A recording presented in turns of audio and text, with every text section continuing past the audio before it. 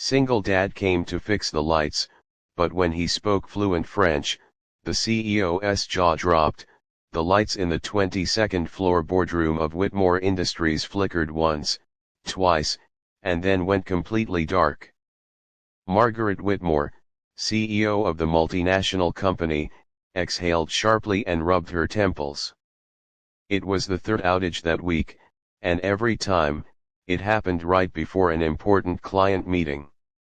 She dialed maintenance, frustration simmering in her voice. "Send someone now. We can't run a billion-dollar business in the dark." Minutes later, the door opened, and in walked a man in worn jeans, a faded work shirt, and a tool bag slung over his shoulder. His hair was slightly tousled, his eyes tired but kind. "Afternoon, ma'am. I'm Daniel. I hear you're having some trouble with the lights." Margaret glanced at him, her polished exterior masking impatience. He looked like any other electrician, ordinary, unremarkable. Exactly the kind of man who'd disappear into the background once the job was done. "Just fix it quickly," she replied curtly. "We have a meeting in 30 minutes. Daniel gave a short nod and got to work, climbing the ladder with practiced ease. As he fiddled with the wires, Margaret returned to her laptop, typing furiously, barely noticing him. But when her phone rang, everything shifted. "Bonjour, Madame Whitmore," came the voice of her French client.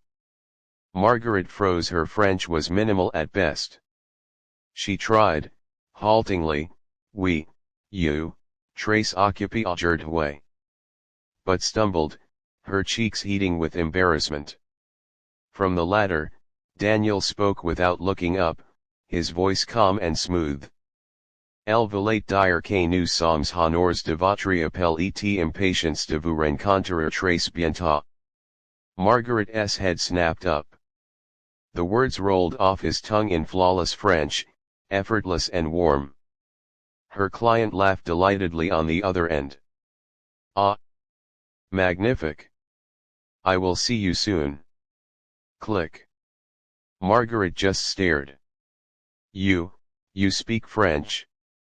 Daniel shrugged, tightening a bolt. "I studied in Paris for a few years. Thought it might come in handy someday." Her jaw tightened. This wasn't what she expected from an electrician. "Paris, what were you doing there?" Daniel hesitated, climbing down slowly. He wiped his hands on a rag, avoiding her piercing gaze. "Graduate studies. Comparative literature." Margaret blinked.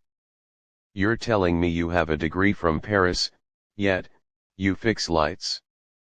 A small smile tugged at his lips, but it didn't reach his eyes. "Life doesn't always go the way you plan. My wife passed away a few years back.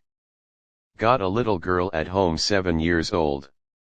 I needed steady work, something that lets me be there when she comes back from school.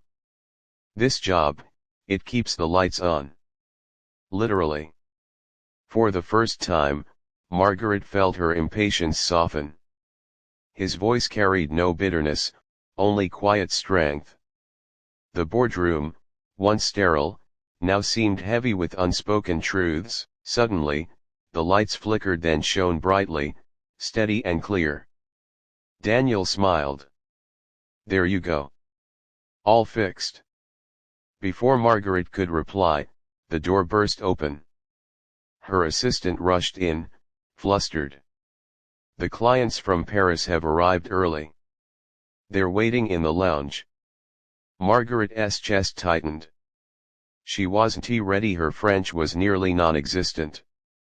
She turned to Daniel, almost without thinking. "Would you stay just for a moment? Translate. Please." He hesitated, glancing at his watch. But then he thought of his daughter, how she always told him, "Daddy, you can do anything." And so he nodded. Minutes later, Margaret found herself seated across from two French executives, their voices rapid and animated. She felt lost until Daniel stepped in. With calm confidence, he translated every nuance, every subtle turn of phrase. He even added thoughtful responses of his own, impressing the clients. Margaret watched in awe. He wasn't just translating, he was connecting. By the end of the meeting, the French executives shook Daniel's hand warmly, calling him Monsieur Trace Intelligent. When they left, Margaret turned to him, speechless. "You just saved this company a multimillion-dollar deal," she finally whispered. Daniel shook his head lightly. "Just did what I could." For a long moment, silence stretched between them. Margaret, the polished CEO who commanded boardrooms with icy precision, found herself blinking back something unfamiliar: respect, admiration, maybe even something softer.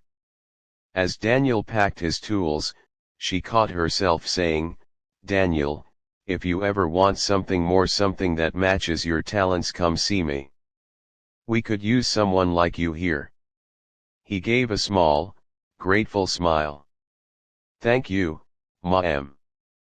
But for now, my little girl needs me home by 3. And with that, he left, the sound of his footsteps fading down the hall, leaving Margaret staring at the glowing lights above, her mind racing, her heart unexpectedly moved.